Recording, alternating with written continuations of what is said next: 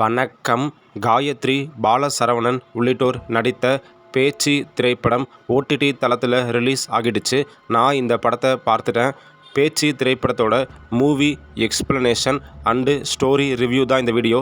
வாங்க வீடியோக்குள்ளே போகலாம். படத்தோட டோட்டல் டைம் டூரேஷன் வெறும் 110 நிமிடங்கள் தான். என்னையை பொறுத்த வரைக்கும் 10 வயதுக்கு கீழே உள்ள சிறுவர் சிறுமியர் இந்த படத்தை பார்க்க வேண்டாம். படத்தோட தொடக்கத்தில் பார்த்தீங்கன்னா கொல்லிமலை அரண்மனைக்காடு பகுதியை காமிக்கிறாங்க. அங்கே 2 காதலர்கள் அட்வென்ச்சர்ஸுக்காக போகிறாங்க. ஒரு இடத்த தேர்வு செஞ்சு டென்ட் போடுறாங்க. குளிருக்கு நெருப்பு மூட்டுறதுக்காக அந்த காதலன் ஒரு மரத்தோட கிளைய வெட்டுறாரு. மரத்துக்கிட்ட சூலாயுதம் ஒன்று அவருக்கு கிடைக்குது. அதை தூக்கி போட்டுட்டு மரத்தை வெட்ட ஆரம்பிக்கிறாரு. ரொம்ப நேரம் கடுமையாக முயற்சி செஞ்சும் அந்த மரக்கிளையை அவரால் வெட்டி எடுக்க முடியலை. ஒரு வழியாக மரக்கிளையை போராடி வெட்டி எடுத்துடுறாரு. அந்த மரக்கிளையில் பார்த்தீங்கன்னா பெரிய ஆணி ஒன்று இருக்குது. திடீர்னு மரம் மெல்ல மெல்ல நடுவில் உடைய ஆரம்பிக்குது. அப்படி அந்த மரம் உடைஞ்சு அதிக முடி கொண்ட ஒரு சின்ன சூனிய பொம்மை அவர் மேலே விழுகுது. அவர் உடனே பயந்து போயிடுறாரு. உருவம் இல்லாத ஏதோ ஒன்று அவரை துரத்த ஆரம்பிக்குது. துரத்தி கொன்றுது. அவரோட காதலியையும் கொன்றுது.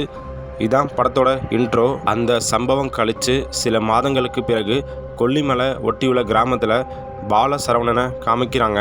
அவர் பேர் மாரி. இந்த படத்தில் பாலசரவணனுக்கு மனைவி மகள்னு ஒரு குடும்பம் இருக்குது. அவர் பார்த்தீங்கன்னா வனத்துறையில் வேலை பார்த்துட்டு வருவார். ஜெர்ரி, சரண், சேது, சாரு, மீனா இவங்க 5 பேரும் கொல்லிமலை காட்டுக்கு ட்ரெக்கிங் அட்வென்ச்சர் போகிறதுக்காக இந்த கிராமத்துக்கு வந்திருப்பாங்க.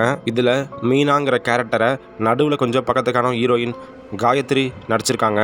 இந்த 5 பேரும் கொல்லிமலை காட்டுக்குள்ளே போகிறதுக்காக ஃபாரஸ்ட்டில் வேலை செய்கிற லோக்கல் கைடான பாலசரவணன் தான் ஹெல்ப் பண்ணுவார். அந்த 5 பேர் கேங்கில் பார்த்தீங்கன்னா ஜெர்ரிங்கிறவர் ஃபோட்டோகிராஃபராக இருப்பார். பாலசரவணனோட சேர்ந்து இவங்க 6 பேரும் கொல்லிமலை காட்டுக்குள்ளே போக ஆரம்பிச்சிடுவாங்க. இவங்க 5 பேரும் கொல்லிமலை அரண்மனைக்காடு பகுதிக்குள்ளே கொஞ்சம் தூரம் போனதுக்கப்புறம் அங்குள்ள இயற்கை அழகை பார்த்து என்ஜாய் பண்ண ஆரம்பிச்சிடுவாங்க. பாலசரவணன் சொல்கிற நல்ல கைடன்ஸை ஏற்றுக்க மாட்டாங்க. பல இடங்களில் பார்த்தீங்கன்னா லோக்கல் கைடான பாலசரவணனுக்கும் அந்த 5 பேருக்கும் சண்டை உருவாகுது. குறிப்பாக காயத்ரிக்கும் பாலசரவணனுக்கும் பல இடங்களில் வாக்குவாதம் நடக்குது. காயத்ரி பாலசரவணனை வெறுக்கிறாங்க. அந்த காட்டில் பார்த்திங்கன்னா ஒரு இடத்துல வார்னிங் போர்டு இருக்கும், தடை செய்யப்பட்ட பகுதின்னு. அதுக்குள்ளே இவங்க போயிடுவாங்க. போயிட்டு மணிகளால் செய்யப்பட்ட வளைவு மாதிரி ஒரு கேட் ஒன்று இருக்கும். அதை உடச்சிடுவாங்க. அதை உடச்சோன்னா காட்டில் பெரும் சத்தம் ஏற்படும், ஒரு அதிர்வும் ஏற்படும். ஃபோட்டோகிராஃபர் ஜெர்ரி காட்டில் ஒரு இடத்துல ஃபோட்டோ எடுக்கும்போது அந்த ஃபோட்டோவில் மரத்துக்கு பின்னாடி ஒரு வயதான பயமுறுத்தக்கூடிய ஒரு பாட்டு இருக்கிற சீன் ஆகட்டும், மலை உச்சியில் சாருவை பாலசரவணன் காப்பாற்றுற சீன் ஆகட்டும், ரெண்டுமே ரொம்ப சூப்பராகவே இருக்குது. முதல் பாதியில் இன்டர்வலுக்கு முன்னாடி இவங்க கேங்கில் அதிக தைரியத்துடன் இருக்கும் சாரு மற்றும் சேது இருவரும் பாலசரவணன் பலமுறை சொல்லியும் கேட்காம அந்த காட்டுக்குள்ளே உள்ள ஒரு பழமையான வீட்டுக்குள்ளே போயிடுவாங்க. அந்த வீட்டுக்குள்ளே பார்த்தீங்கன்னா பல சின்ன சின்ன பயமுறுத்தக்கூடிய சூனிய பொம்மைகள் நிறையா இருக்கும். அதை ஒன்று சாரு தொட்டுடுவாங்க. கையில் எடுத்து செல்ஃபி எடுக்க ட்ரை பண்ணுவாங்க. அந்த நொடியிலேருந்து அவங்களுக்கு வயதான பேய் பாட்டி கண்ணுக்கு தெரிய ஆரம்பிச்சிடுவாங்க. முதல் பாதியை பொறுத்த வரைக்கும் ஸ்டார்டிங் கொஞ்சம் ஸ்லோவாக இருந்தாலுமே பல இடங்களில் நம்மளை பயமுறுத்த வைக்குதுன்னே சொல்லலாம்.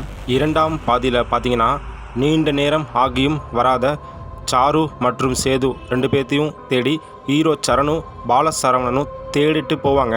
அந்த சீனும் பார்க்க ரொம்ப சூப்பராகவே இருக்கும். சாரு மற்றும் சேது 2 பேரும் பார்த்தீங்கன்னா உடலில் பல இடங்களில் பலத்த காயங்களோடு அந்த கேங்கில் சேர்ந்துடுவாங்க. அப்போ தான் அந்த காடை பற்றின முழு விவரமும் தெரிஞ்ச பாலசரவணன் பேச்சியை பற்றி சொல்ல ஆரம்பிப்பார். அதாவது ஃப்ளாஷ்பேக்கில் 80 வருஷத்துக்கு முன்னாடி அதே ஊரை சேர்ந்த பெரிய குடும்பத்தை சேர்ந்த ஜமீன் பெண் ஒருத்தங்க பில்லி, சூனியம், ஏவல் உள்ளிட்ட செயல்களை செஞ்சுட்டு வருவாங்க. ஆரம்பத்தில் சின்ன சின்ன பூஜைகளை பண்ணிட்டு வந்த இவங்க மந்திரவாதம் கற்றுக்கிறதுக்காக கேரளா மாநிலம் காட்டுக்கு போயிடுவாங்க.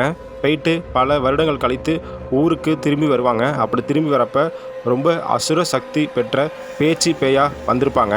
கொல்லிமலை அரண்மனைக்காடு பகுதியில் ஒரு வீட்டில் தேவதைகளை பூஜை செஞ்சுட்டு இருப்பாங்க. பேச்சுக்காக ஒரு பரம்பரை மக்களே அவங்களுக்கு அடிமையாக வேலை பார்ப்பாங்க.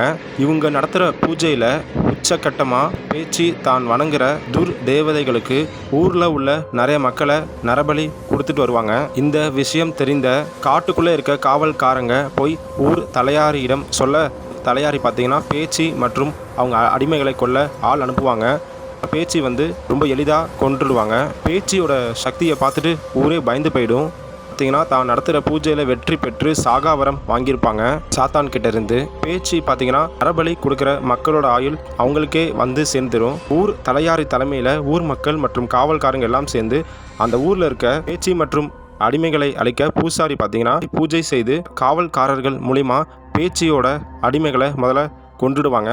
ரெண்டாவது, பேச்சியோட ஆத்மாவை ஒரு மரப்பாச்சி பொம்மையில் அடைச்சி அதை காட்டுக்குள்ளே இருக்கிற ஒரு மரத்தில் ஆணி அடைச்சி வச்சிருவாங்க. அந்த மரத்தை சுற்றி சூலாயுதமாக காவல் வச்சுருவாங்க. யாராவது அந்த மரத்தில் இருக்கிற ஆணியை எடுத்து பேச்சுக்கு விடுதலை கொடுத்தா மீண்டும் பேச்சு சக்தி பெற்று ஊரில் நரபலி வேட்டையை ஆரம்பிச்சிருவாங்கன்னு சொல்லி பூசாரி ஊர் மக்களுக்கும் காவல்காரர்களுக்கும் எச்சரிக்கை பண்ணிட்டு போயிடுவார். மேலும் பேச்சு இருக்கிற அந்த காட்டு பகுதியை தடை செய்யப்பட்ட பகுதின்னு போர்டும் வச்சுருவாங்க. ஒருவேளை யாராவது மரத்தில் இருக்கிற அந்த ஆணியை எடுத்து பேச்சுக்கு விடுதலை கொடுத்துட்டா பேச்சு ஊருக்குள்ளே வராத மாதிரி மணிகளால் செஞ்சு ஒரு வளைவு கேட் மாதிரி அமைச்சு பூஜை செஞ்சு சக்தி வாய்ந்த மந்திரக்கட்டு ஒன்று போட்டுடுவாங்க.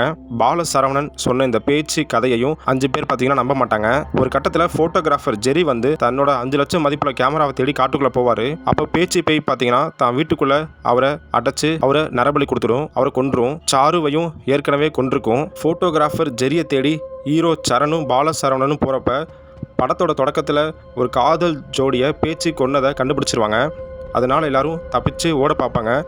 இன்னொரு விஷயம் பார்த்தீங்கன்னா, இந்த படத்தில் பேச்சு பேய் வந்து இவங்க 5 பேர்த்திலேயே ஒருத்தரோட தோற்றத்தில் மாறி மாறி வந்து பயமுறுத்தும். பாலசரவணன் பார்த்தீங்கன்னா அந்த காட்டை விட்டு தப்பிச்சு போகிறப்ப பேச்சு பேய்கிட்ட மாட்டிக்குவார். ஆனால் பேச்சு பேயால் பாலசரவணனை கொல்ல முடியாது. ஏன்னு பார்த்தீங்கன்னா பாலசரவணன் வந்து கழுத்தில் தாயத்தொன்று அணிஞ்சிருப்பார். தன்னோட முன்னோர்களான காவல்காரர்கள் கொடுத்த தாயத்தை அவர் அணிஞ்சிருந்ததுனால பேச்சியால் அவர் ஒன்றும் செய்ய முடியாமல் போயிடும். பேச்சு பேய் பார்த்தீங்கன்னா சேதுவையும் கொன்றும். சேதுவை கொல்ற சீன் ரொம்ப பயங்கரமாகவே இருக்கும். அடுத்ததாக பார்த்தீங்கன்னா ஹீரோயின் காயத்ரியை அந்த வீட்டுக்குள்ளே அடைச்சிடும். அவங்க கேங்லேயே ஹீரோ சரண் மட்டும் தப்பிச்சு இந்த காட்டிலேருந்து வெளியே வந்துடுவார். இப்போ அவருக்கு ஒரு அதிர்ச்சி காத்திருக்கும். என்னென்னு பார்த்தீங்கன்னா பாலசரவணன் வந்து கழுத்து அறுபட்டு இறந்து கிடப்பார். அதை பார்த்து அவர் ஷாக் ஆகிடுவார். ஒரு வழியாக பார்த்தீங்கன்னா ஹீரோ சரண் அந்த ஒட்டுமொத்த கொல்லிமலை காட்டுலேருந்து வெளியேறி ரோடுக்கு வந்துடுவார். ரோட்டில் ஒரு வண்டியை நிறுத்தி லிஃப்ட் கேட்பார். அப்போ ஒரு மிகப்பெரிய ட்விஸ்ட் இருக்குது. அந்த வண்டிக்குள்ளே பார்த்தீங்கன்னா ஹீரோயின் காயத்ரி இருப்பாங்க. உடனே ஹீரோ சரண் ஷாக் ஆயிடுவார்.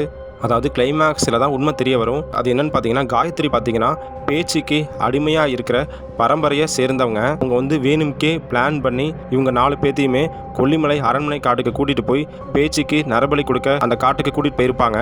அதனால தான் அவங்களுக்கு ஆரம்பத்தில் இருந்தே பாலசரவணனை பிடிக்காமல் இருக்கும். எல்லைக்கோட்டை தாண்டி தப்பிச்சு வந்த பாலசரவணனையும் காயத்ரி தான் கொன்றிருப்பாங்க கத்தியால் கழுத்தறுத்து. இன்னும் ஒரு சில குறிப்பிட்ட எண்ணிக்கையில் நரபலி கொடுத்துட்டா காயத்ரி தான் அடுத்த பேச்சியாக மாறப்போகிறாங்க அப்படிங்கிற மாதிரி சொல்லி இந்த படத்தை முடிச்சிருக்காங்க. பார்ட் 2க்கு லீடு கொடுத்துருக்காங்க. பார்ட் 2 படமும் கண்டிப்பாக விரைவில் வரப்போகுது. உண்மையிலே படம் பார்த்தீங்கன்னா ரொம்ப சூப்பராக இருக்குது. கண்டிப்பாக ஒரு முறை பார்க்கலாம். நான் ஆரம்பத்தில் சொன்ன மாதிரி 10 வயதுக்கு கீழே உள்ள குழந்தைகள் இந்த படத்தை பார்க்க வேண்டாம். இந்த படத்தில் நடித்த எல்லாருமே ரொம்ப அருமையாக நடிச்சிருந்தாங்க. குறிப்பாக பாலசரவணன், காயத்ரி, அப்புறம் பாட்டி பேயாக மிரட்டிய சென்னியம்மாள் எல்லாருமே ரொம்ப சூப்பராக நடிச்சிருந்தாங்க. குறிப்பாக சென்னியம்மாள் அவர்கள் வந்து ஒரு பாட்டி பேயா எந்தவித வார்த்தைகள் அதிகமாக பேசாமல் கொலை பண்ணுற மாதிரி காட்சிகள் இல்லாமல் கையில் கம்போட என்னுடைய தோற்றம் மற்றும் பார்வையாலே மிரட்டியிருக்காங்க அப்படின்னே சொல்லலாம். இந்த வீடியோ முழுசாக பார்த்ததுக்கு ரொம்ப நன்றி. தேங்க்யூ.